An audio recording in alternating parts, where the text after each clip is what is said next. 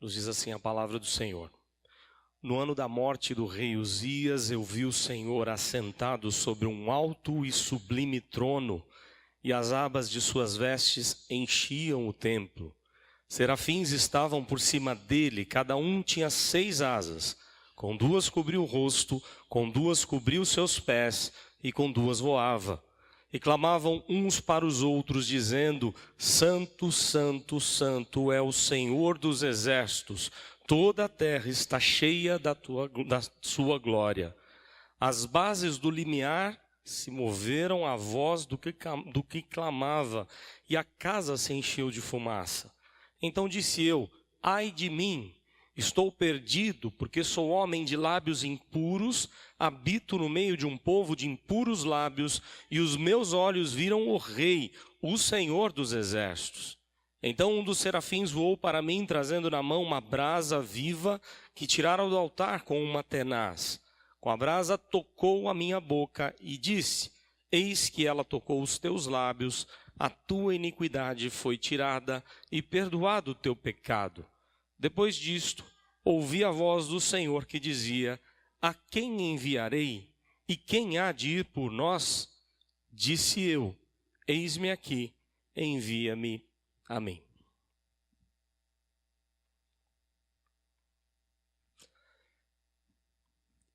Hoje eu deveria falar sobre teologia do pacto.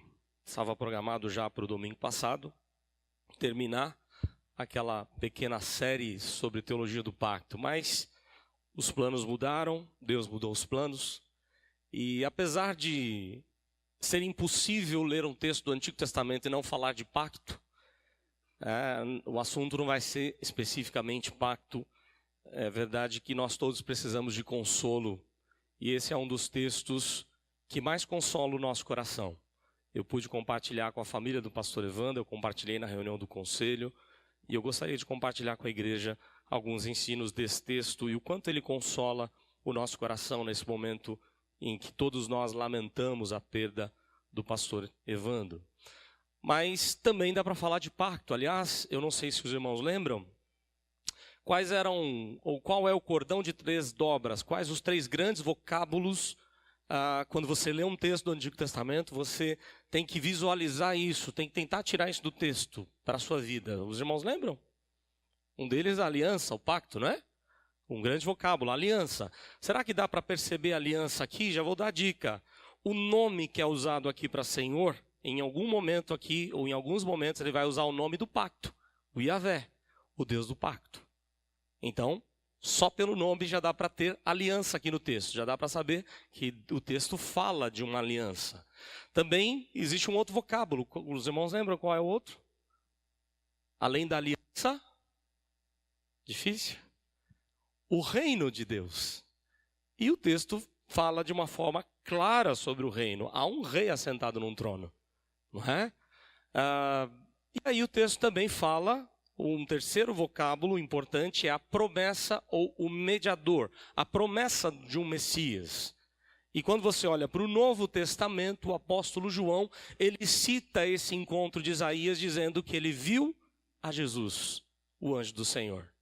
Então, o texto está falando desse mediador, da promessa que Isaías mesmo viu. Então eu queria compartilhar algumas coisas desse texto, mas não pensando no pacto especificamente, mas aquilo que ele tem para ensinar para a nossa vida e consolar o nosso coração nesse momento difícil para todos nós. Isaías escreve esse texto num contexto bastante difícil. É o chamado dele para o ministério e num tempo em que as pessoas duvidavam de Deus. Alguns reis, ele vai trabalhar com alguns reis, e alguns reis, como o rei Acás, não confiavam em Deus. E Isaías, ainda assim, é aquele que confia no Senhor, é aquele que vai ser instrumento de Deus e o profeta que mais vai falar de Jesus.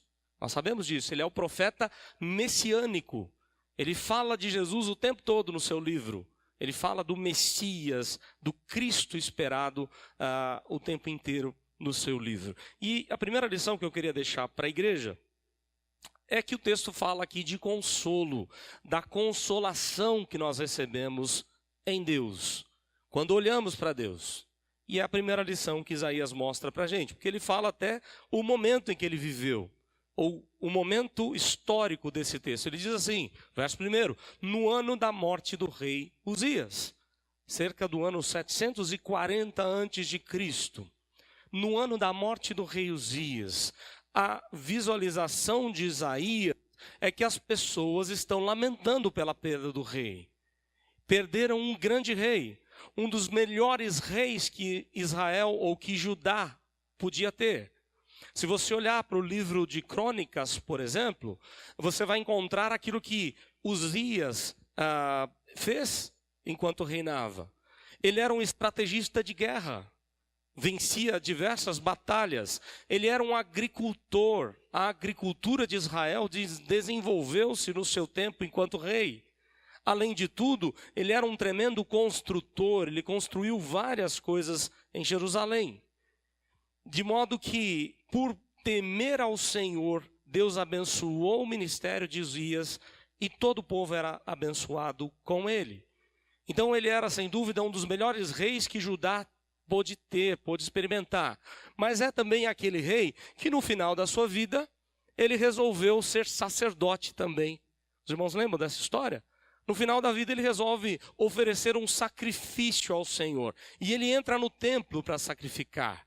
E os sacerdotes tentam impedir, mas ainda assim ele não se deu conta, o coração endurecido, quando ele percebe que foi tomado todo de lepra. E aí, a partir disso, ele vai para uma outra casa e morre separado, fica um tempo separado da comunidade de Judá. Quando ele morre, há um lamento pela vida e obra, né, pelo reinado de Uzias. Mas vejam só que interessante o que o texto diz. No ano da morte do rei Uzias, Isaías diz assim, eu vi o Senhor. Em outras palavras, olha o que ele está dizendo para a gente. Enquanto todos estão chorando pela morte de Uzias, eu vi o Senhor. Ele já dá a dica para todos nós aqui. Quando a gente perde alguém muito querido, quando a gente sofre as lutas, as angústias, as aflições da vida, nós nunca podemos tirar os olhos de Deus.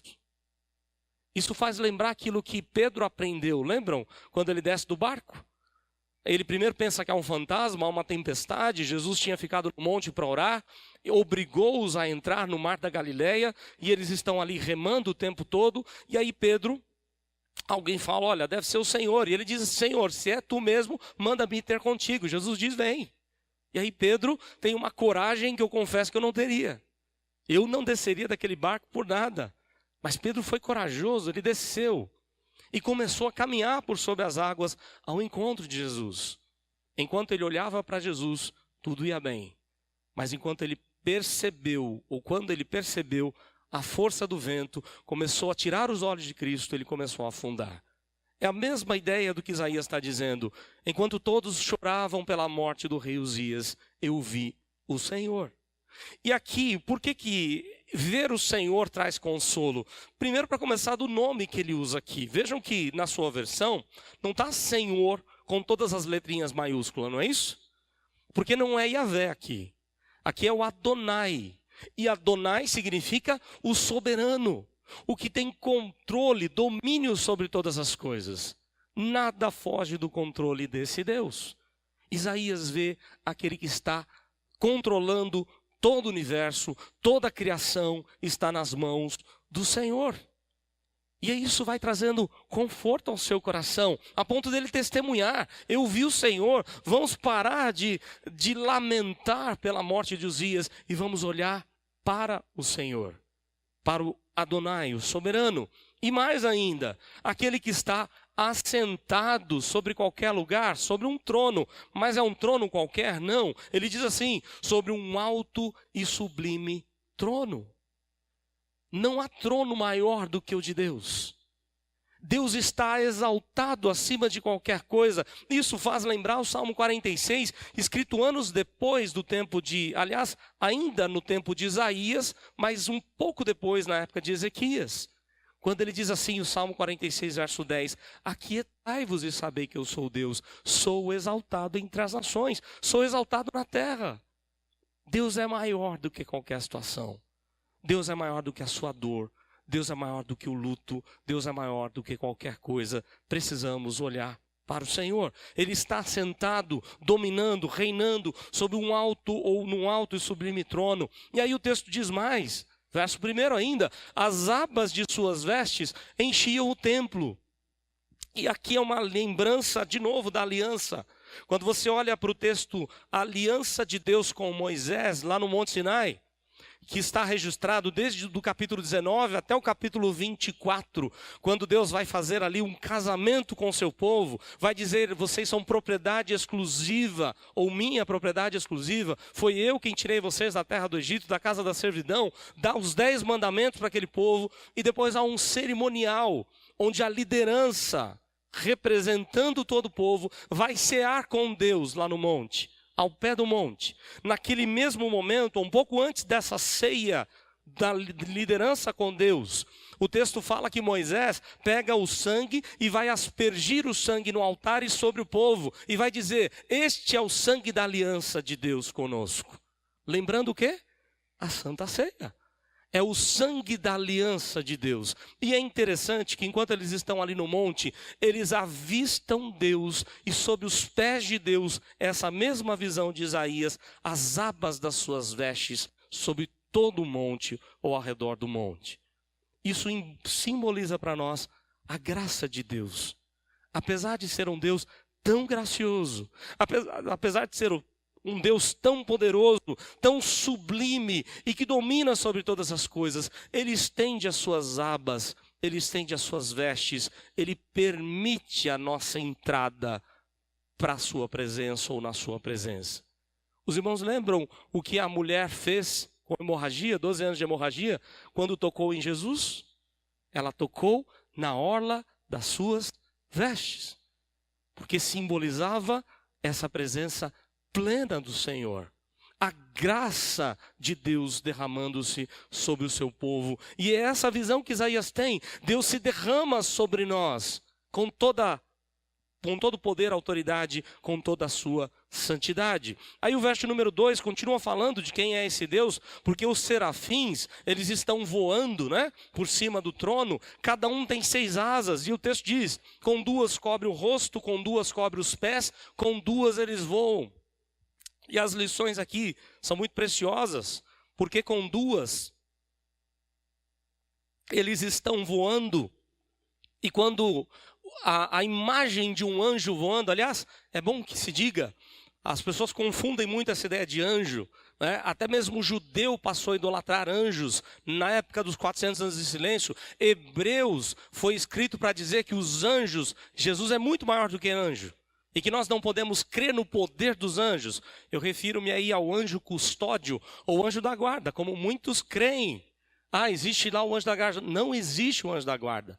Você não tem um anjo particular seu que vai te proteger. Isso não existe, isso não é bíblico. Os anjos não estão servindo a gente. Os anjos estão ao redor do trono de Deus. E é significativo que eles estão com 2 asas voando. Isso faz lembrar a oração dominical. Alguém sabe por quê? Difícil, né? Seja feita a tua vontade, assim na terra como no céu. O que Jesus está ensinando? Que a vontade de Deus seja feita, assim como os anjos fazem no céu. Como é que eles fazem? As asas estão prontas para bater. Deus mandar, eles vão fazer. Eles não esperam outra ordem. Eles não demoram em obedecer ao Senhor. Eles estão constantemente fazendo a vontade de Deus.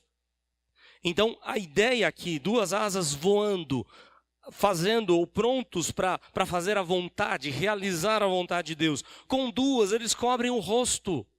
Porque nem os anjos que não são afetados pelo pecado, não estamos falando aqui dos anjos caídos, ok? Estamos falando dos anjos que não foram afetados pelo pecado, nem anjos que não eram pecadores ousam olhar para Deus em sua glória. Eles tapam os seus rostos. É impossível fitar Deus da sua glória e sair vivo. Mais ainda, o texto diz que eles cobrem os pés, e aqui há 2 possibilidades, onde ao mesmo tempo eles não querem nem que o próprio Deus santíssimo que é, olhe para eles como criatura que são, imperfeitos, criaturas pequenas, frágeis. Os anjos não querem que o próprio Deus Criador olhe para eles, ou o que eu compreendo que é a melhor opção é que as asas cobrindo os pés, eles estão se curvando diante de Deus em adoração, em serviço. Vejam só, a visão que ele tem dos anjos é algo assim interessante. Os anjos ensinam para a gente a santidade de Deus. Que nós não podemos achar que chegamos na presença de Deus do jeito que bem entendemos. Que nós temos que ter temor a Deus. Que nós temos que compreender que a nossa vida está diante da face de Deus. E nós temos que tomar cuidado com as nossas atitudes. Porque Deus olha não só as nossas atitudes, mas as intenções do nosso coração. Verso 3 ainda fala desse consolo que Isaías tem. Porque o texto diz assim: e clamavam, os anjos, clamavam uns para os outros, dizendo: Santo, Santo, Santo é o Senhor dos exércitos, toda a terra está cheia da sua glória. Olha só, ele está dizendo assim: Santo, Santo, Santo. E na verdade isso não é pensando porque há 3 pessoas na Trindade. Talvez ele até pôde associar isso, mas a ênfase é outra. A ênfase é: Deus é santíssimo, não há nele nenhum pecado. E ele não pode se relacionar com o pecado. Deus é totalmente santo. Santo, santo é o Senhor dos exércitos. E aí é interessante, ao mesmo tempo que ele vê Deus, ou os anjos clamando, louvando que Deus é santo, ele confia no nome pactual de Deus, no nome da fidelidade de Deus, o Yahvé dos exércitos.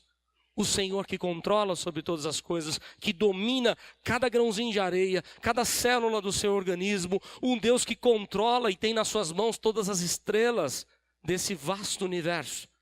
É o Senhor dos exércitos que se relaciona comigo e com você. Que revelou-se a Moisés naquela sarça como eu sou, o Deus imutável. O Deus que não muda, não se arrepende. O Deus em quem podemos confiar. Então ele vai dizer: o Senhor dos exércitos, santo, santo, santo é o Senhor dos exércitos, toda a terra está cheia da glória de Deus.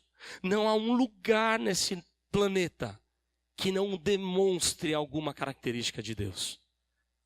Os céus, o firmamento, declaram as obras do Senhor. Salmo de número 19. Toda a terra está cheia dessa glória de Deus. E aí o verso de número 4 diz mais: as bases do limiar se moveram, a voz do que clamava. Ou seja, houve uma espécie de terremoto, de tremor de terra ali naquele templo onde ele estava. E aí a casa se encheu de fumaça. Por que a casa tem que se encher de fumaça? Porque uma vez por ano o sumo sacerdote, ao entrar no Santo dos Santos, antes de entrar, o que ele tem que fazer? Enche a sala de fumaça.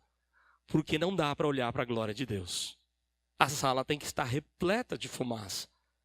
Para dar para ele não poder olhar novamente ou fitar a glória de Deus, senão ele não suporta. Então, nessa visão, ele está falando de um culto maravilhoso que ele vê no céu, onde Deus está assentado num alto e sublime trono. Os anjos estão declarando que ele é santo. Ele estende a sua majestade, a sua glória, a sua graça sobre o seu povo, sobre Isaías aqui. E Isaías pode ser impactado por essa mensagem. Primeira lição, então, que Isaías diz para a gente, até o verso 4, consolação. E aqui eu volto a dizer, todos nós estamos chateados, todos nós fomos pegos de surpresa, não é isso? Alguns mais ainda, porque nós avisamos a rede por e-mail, por telefone, mas nem todos têm acesso às vezes ao e-mail, ao telefone. Teve gente que chegando na igreja, chegando até para o culto dos adolescentes. Nós teríamos aqui um culto de adolescente e recebeu a notícia do falecimento do pastor Evandro. Então todos nós somos pegos de surpresa, nós não imaginávamos que isso ia acontecer, mas Deus sabia desde o início. Não só sabia, como todos os dias dele foi contado e determinado, chegou a hora, ninguém morre antes da hora. Deus é Senhor de todas as coisas. Deus é aquele que controla todas as coisas. Ele está sentado num alto e sublime trono. Eu não sei também quais são os seus outros problemas. Nós temos diversos, né? Talvez você tenha vários problemas para resolver. Lembre-se de olhar para Deus. Não tire os olhos de Deus. Não importa o tamanho do seu problema. Deus é muito maior do que qualquer problema. Nós precisamos olhar para Deus, para o soberano, para o Yahvé dos exércitos, aquele que é santo, santo, santo. Mas o texto diz mais, além de consolação, nós temos que ter a contrição. Porque não dá para chegar na presença de Deus e sair do mesmo jeito. Não dá para não ser impactado por essa santidade, por essa majestade. E é o que acontece com Isaías. Vejam só o verso 5. Então disse eu. Até então ele estava contando a visão, não é? Qual era a sua visão? A visão que ele teve de Deus, os anjos louvando. Agora ele volta-se para si mesmo. E diz o quê? Verso 5. Então disse eu, ai de mim. Você já disse isso num culto aqui? Você já parou para pensar nisso? Você já lembrou de textos como de Malaquias? Cale-se diante dele toda a terra. Deus está presente. Na música, quando há uma pausa, há uma ênfase, né? O que vem depois é forte. A pausa é para você se calar. Porque há um Deus majestoso na nossa vida, no nosso meio. Nós precisamos ter essa consciência do que somos quando olhamos para o Senhor. Há uma diferença enorme, porque nós nem anjos somos, se fôssemos anjo, né? Aliás, tem um livro muito interessante que a gente faz lembrar das crianças lá em casa, principalmente do Gael. O livro tem assim um tema, eles são os anjos quando dormem, né? Quando dormem eles são os anjinhos. O Gael até para dormir dá trabalho. Mas nós precisamos olhar para a gente e ter essa certeza, essa consciência do quanto a gente precisa do perdão de Deus.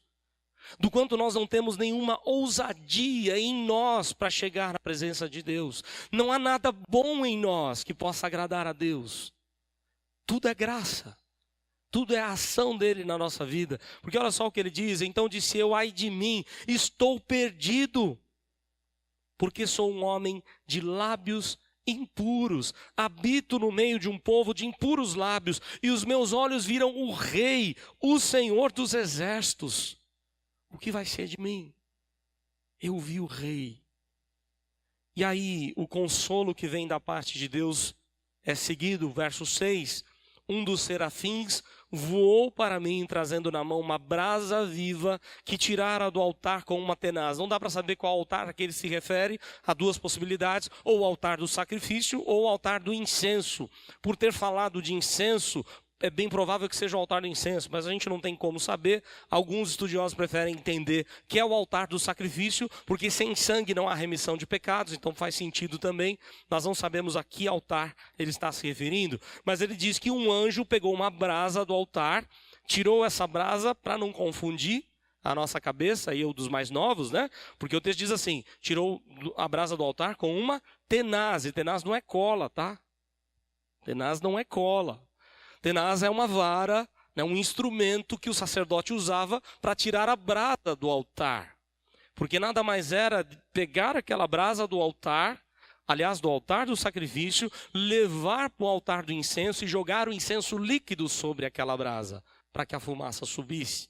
Era essa a ideia, o trabalho do sacerdote. Então, o que o texto está dizendo é que o anjo pega aquela brasa, leva até Isaías.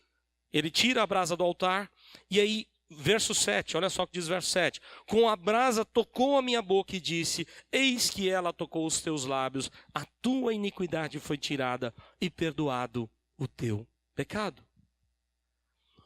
O perdão só pode vir de Deus, de mais ninguém. É só com aquilo que vem do Senhor, com a graça de Deus, que você pode ser perdoado. Infelizmente, a igreja se perdeu nesse propósito. Por séculos, a igreja pregou que o líder podia dar o perdão, a indulgência. Que você podia comprar o perdão de Deus. Aliás, isso é tão sério, que eu não vou dizer qual denominação, mas eu tenho um documento de uma denominação atual evangélica, que o líder tem a coragem de dizer o seguinte: se você colocar em prática, em ordem, o seu dízimo com a nossa igreja, a nossa denominação, eu vou liberar o perdão de Deus para você. Tem um documento assinado por esse líder. Quando Jesus diz, quem é que pode perdoar pecados senão Deus?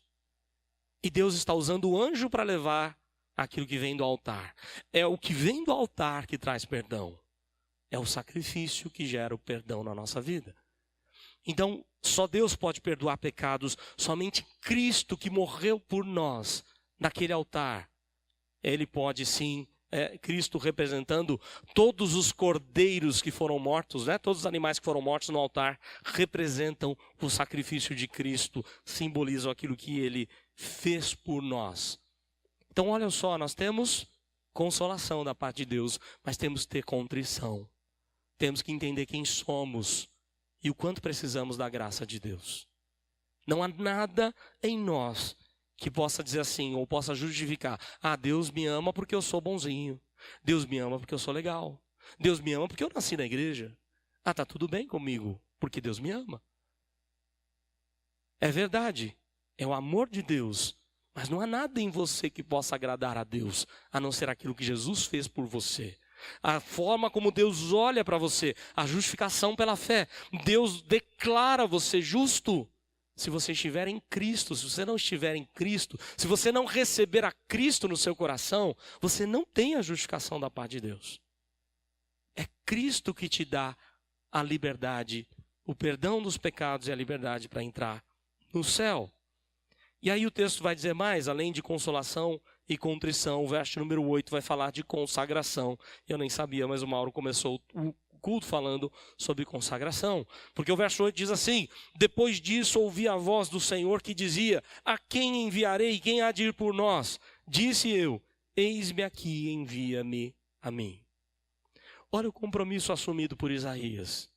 A Trindade está convocando um povo para viver na presença desse Deus Santo, para fazer diferença para toda a sociedade, amando esse Deus Santo, obedecendo, pregando, anunciando as novas desse Deus Santo. E a missão de Isaías era uma missão muito difícil, porque eu não sei se os irmãos sabem, Isaías é aquele que pregou sobre Jesus o tempo todo, que pregou em diversos reinados, mas Deus já havia dito para ele que quase ninguém ia se converter com as suas pregações. Deus já tinha avisado Isaías: você vai pregar. A palavra não vai voltar vazia, mas não necessariamente vai trazer salvação. Isaías podia ser talvez taxado como um pastor que não levou muita gente a Jesus. Porque ele pregou a vontade de Deus, mas o coração do povo estava tão endurecido e eles precisavam ir para o exílio, que a maioria rejeitou a mensagem de Isaías. Mesmo assim, mesmo sabendo que a sua missão seria dificílima, ele diz: eis-me aqui, Senhor, eu estou disponível para o teu serviço. Terminando e voltando a falar sobre o pastor Evandro, nós falamos isso domingo passado, ele deixou um legado a todos nós, e tem uma coisa que ele gostava de fazer, era servir ao Senhor. Era alguém que disse: eis-me aqui, Senhor, envia-me a mim. Com aquele jeitão dele, né? Meio malucão que ele tinha, ele serviu ao Senhor com alegria. E você? Quantas vidas você está pregando o Evangelho? Ou para quantas vidas? Eu não estou dizendo que você está levando a Jesus, porque a obra de levar a Jesus não é tua, é do Espírito de Deus. Mas a obra de pregar o Evangelho é nossa, não é nos anjos, não. Pedro diz assim, que os anjos anelam entender e desejam entender a mensagem do Evangelho. Eles não podem entender. E se você olhar para o texto de Apocalipse, quando o João começa a lamentar e chorar, porque o anjo diz: ninguém foi digno no céu e na terra, debaixo da terra, de abrir o livro, desatar os selos. Um anjo não pôde consolar João, mas um ancião, um presbítero pôde, e diz assim: eis o Cordeiro de Deus, ele é digno de abrir o livro, tomar os selos e se assentar no trono com o Pai. Aquele que foi alcançado pela graça tem a autoridade de Deus para falar do amor de Deus. O que você está falando por aí? Eu não sei se você lembra, mas na semana passada, na mensagem do boletim, eu lamentei no finalzinho, como muitas vezes nós crentes falamos tanto de política, falamos tanto de Copa do Mundo, né? Lamentamos isso, daquilo, e não usamos as mídias sociais para falar de Jesus. Você está perdendo a oportunidade de anunciar o Evangelho. Você não está dizendo como Isaías: eis-me aqui, envia-me a mim. Que Deus nos ajude, nos abençoe, que a gente possa ter o consolo da parte de Deus, que a gente possa ter essa consciência do perdão de Deus em nós e que a gente possa ser consagrado ao Senhor a cada dia. Deus nos abençoe.